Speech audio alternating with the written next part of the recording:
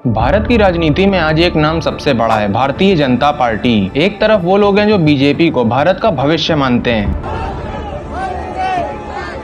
वहीं दूसरी तरफ एक बड़ा हिस्सा ऐसा भी है जो इन्हें वर्स्ट पार्टी का टैग देता है। लेकिन क्यों? क्या ये सिर्फ अपोजिशन का प्रोपेगेंडा है या फिर आम जनता की कुछ ऐसी फिक्र है जिसे सुनना जरूरी है? आज हम किसी भी पार्टी की बुराई नहीं करेंगे, बल्कि उन रीजन को देखेंगे जिसकी वजह से बीजेपी को इतना क्रिटिसिज्म झेलना पड़ता है। चाहे आप सपोर्टर हो या क्रिटिक, ये वीडियो आपको भारत की पावर डायनेमिक्स को समझने में मदद करेगी। बीजेपी पर सबसे बड़ा और सबसे पुराना क्रिटिसिज्म है उनकी आइडियोलॉजी। अपोजिशन का कहना है कि बीजेपी की हिंदुत्व पॉलिटिक्स भारत के सेकुलरिज्म के लिए खतरा है। लोगों का मानना है कि जब धर्म और राजनीति मिलते हैं तो माइनॉरिटीज के बीच फियर का माहौल बनता है, चाहे वो सीएए एनआरसी का मुद्दा हो या फिर यूसीसी की बात। क्रिटिक्स इसे मेजोरिटी के रूप में देखते हैं, यानी एक ऐसा सिस्टम जहां पे सिर्फ मेजोरिटी की बात सुनी जाती है। भले ही बीजेपी इसे सबका साथ, सबका विकास और भारत की संस्कृति को बचाने का तरीका बताती है, लेकिन एक बड़ा हिस्सा इसे सोशल फैब्रिक के लिए चैलेंजिंग मानता है। बीजेपी को लेकर एक बड़ा सवाल राहुल गांधी और कांग्रेस पार्टी भी उठाती रहती है।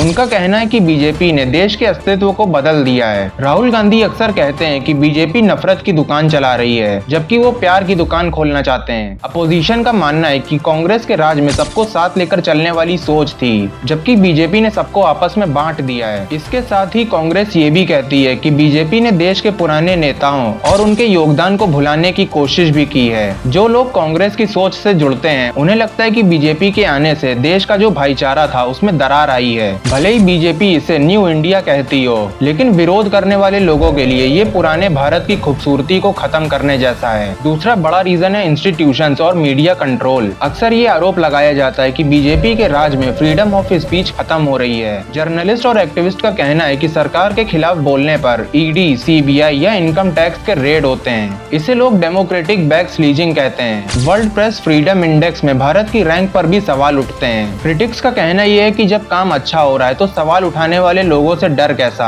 जब अपोजिशन कमजोर होता है और इंस्टीट्यूशंस पर प्रेशर दिखता है तो लोगों को लगता है कि डेमोक्रेसी का बैलेंस बिगड़ रहा है। अब बात करते हैं इकोनॉमी की। बीजेपी क्लेम करती है कि भारत दुनिया की सबसे तेज बढ़ने वाली इकोनॉमी है, लेकिन लोग सवाल उठा रहे हैं कि ये पैसा जा कहां रहा है। क्रोनी कैपिटलिज्म का आरोप बीजेपी पर अक्सर लगता है, यानी ये मानना कि बीजेपी सिर्फ कुछ बड़े कॉर्पोरेट जैसे अडानी या अंबानी की ही मदद करती है, जबकि आम आदमी महंगाई और बेरोजगारी से जूझ रहा है। जब लोग देखते हैं कि बिलियनर्स की वेल्थ रॉकेट की तरह बढ़ रही है, लेकिन एक ग्रेजुएट यूथ को प्यून की नौकरी के लिए भी धक्के खाने पड़ रहे हैं, तब गुस्सा पैदा होता है। ये इनकम इनइक्वालिटी बीजेपी के इकोनॉमिक मॉडल पर एक बड़ा क्वेश्चन मार्क लगा देती है। एक और बड़ा पॉइंट है इंटरनल डेमोक्रेसी। क्रिटिक्स का कहना है कि आज की बीजेपी सिर्फ 2 या 3 लोगों के विजन पर चलती है। पहले की बीजेपी में कलेक्टिव लीडरशिप दिखती थी, लेकिन अब सारे बड़े फैसले पीएमओ यानी प्राइम मिनिस्टर्स ऑफिस से लिए जाते हैं। इससे स्टेट्स की पावर कम हो जाती है। जब लोकल लीडर्स की वैल्यू कम हो जाती है और हर काम मोदी की गारंटी के नाम पर होता है, तब लोगों को लगता है कि पार्टी एक पर्सनैलिटी कल्ट बन गई है, जो किसी भी डेमोक्रेसी के लिए लंबे समय में ठीक नहीं है। एक और बात जो बहुत जरूरी है, सोशल मीडिया का असर। आजकल हमें लगता है कि जो इंटरनेट पर दिख रहा है वही सच है। बीजेपी को वर्स्ट पार्टी बोलने वाली एक बहुत बड़ी भीड़ इंटरनेट पर दिखती है, जो उनके हर काम को गलत बताती है। लेकिन वहीं दूसरी तरफ ग्राउंड पर जब हम जाते हैं तो हमें ऐसे लोग भी मिलते हैं जो कहते हैं पहली बार हमें घर, टॉयलेट और समय पर बैंक अकाउंट में पैसा मिला है। प्रॉब्लम तब शुरू होती है जब ये दोनों साइड्स एक दूसरे की बात सुनना बंद कर देती हैं। सवाल उठाने वाले लोगों को लगता है कि उन्हें एंटी नेशनल बोलकर चुप कराया जा रहा है, और सपोर्टर्स को लगता है कि उन्हें अंधभक्त कहकर नीचा दिखाया जा रहा है। ये जो बीच की लड़ाई है, इसी वजह से बीजेपी को लेकर इतनी नफरत या गुस्सा दिखाई देता है। जब तक दोनों तरफ के लोग एक दूसरे की चिंताओं को नहीं समझेंगे, ये वर्स्ट पार्टी वाली बात कभी भी खत्म नहीं होगी। तो क्या बीजेपी सच में एक वर्स्ट पार्टी है, या फिर ये एक ऐसी पार्टी है जो भारत को कड़े डिसीजंस लेने पर मजबूर कर रही है, जो पहले नहीं लिए जाते थे? सच तो ये कि पॉलिटिक्स में कुछ भी ब्लैक एंड व्हाइट नहीं होता।